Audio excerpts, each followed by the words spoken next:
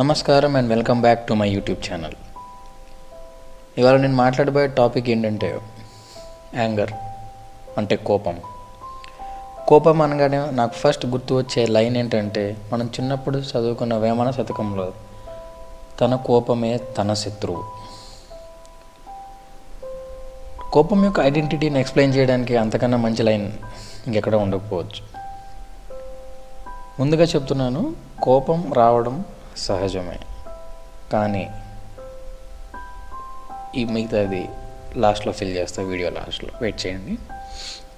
Direct మనం ఇప్పుడు వీడియోలోకి వెళ్ళిపోతే, అసలు మనం మానసికంగా స్టేబుల్గా ఉన్నామా లేదా అనేది ఈ కోపం ఎక్స్ప్రెస్ చేసే విధానం బట్టి మనకు తెలిసిపోతుంది. దీనివల్ల డిసడ్వాంటేజెస్ ఏమేమి ఉంటాయంటే, ఫస్ట్ ఆఫ్ ఆల్ మనకి ప్రశాంతత అయితే ఉండదు, అండ్ అవతల మనిషి నుంచి కూడా మనకి రెస్పెక్ట్ రాదు. సో ముందుగా మనం ఈ కోపాన్ని 2 ఫేసెస్లో డివైడ్ చేసుకుంటే, ఫస్ట్ వచ్చేసరికి కోపం రావడానికి గల రీజన్ ఏంటి, అండ్ నెక్స్ట్ వన్ ఈజ్ వస్తే ఎలా రియాక్ట్ అవుతున్నాం. ఈ రెండు చాలా ఇంపార్టెంట్. ఎందుకు వచ్చింది అనే దాని మీద ముందు మాట్లాడతాం. సో దీనికి కూడా 2 రీజన్స్ ఉంటాయి. మన కోపం ఎందుకు వస్తుంది అంటే, జనరలైజ్ చేసి చెప్తున్నాను, అందరూ కాదు, మ్యాక్సిమం ఛాన్సెస్ ఏముంటాయి అంటే, నేనే ఎప్పుడు కరెక్ట్ అని అనుకోవడం వల్ల ఒకటి, అండ్ ఇంకోటి ఏంటంటే అవతల వాళ్ళు ఎప్పుడూ రాంగ్ అనుకోవడం వల్ల మనకి ముఖ్యంగా కోపం అనేది వస్తుంది.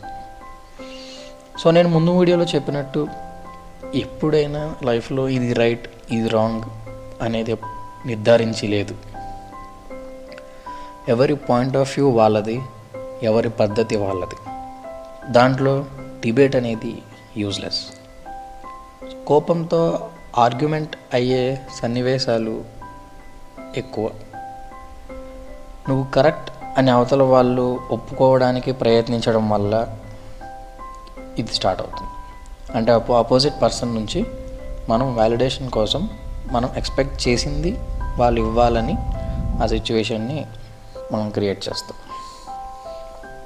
మరి అలాంటి సిచ్యువేషన్లో ఏం చేయాలి అంటే, మెయిన్ సొల్యూషన్ ఏంటంటే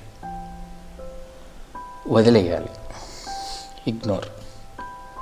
ఎస్, అది ఎంత పెద్ద వెపన్ అంటే, మనకి పబ్జీలో AWM గన్ అంత పెద్ద వెపన్. సో సెకండ్ ఫేజ్ ఏంటంటే ఎలా రియాక్ట్ అవ్వాలి.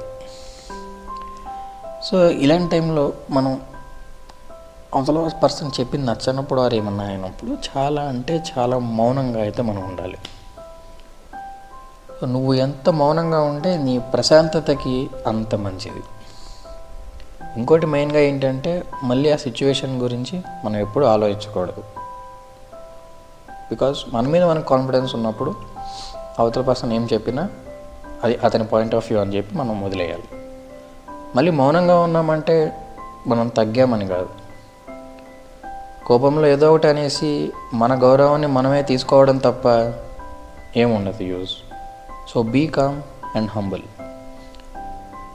ఎస్, నాకు తెలుసు ఇలా ఉండడం అంత ఈజీ ఏం కాదు, బట్ అలా ఉండడానికి టిప్ ఏంటి అంటే, మన బ్రెయిన్ అండ్ మన ఎమోషన్స్ మన కంట్రోల్లో ఉండడం. సో దానికి కూడా మెడిటేషన్ అనేది చాలా ఇంపార్టెంట్. మన ప్రశాంతతగా ఉంటే మన కంట్రోల్లో మన బ్రెయిన్ ఉంటుంది, మన బ్రెయిన్ కంట్రోల్లో మనం ఉండడం కాదు. సో ఇలా చేయడం వల్ల మనం మనకి శత్రువు అవ్వకుండా ఉంటాం.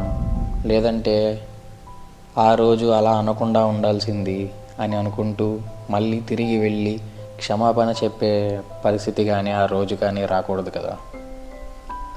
సో ఫస్ట్ కంప్లీట్ చేస్తాను అని చెప్పే కదా ఒక మాట, అదేంటంటే, సరే కోపం రావడం సహజమే, కానీ మనం కోప్పడితే అవతల పర్సన్కి మన పైన గౌరవం పెరగాలే కానీ చులకనవ్వకూడదు.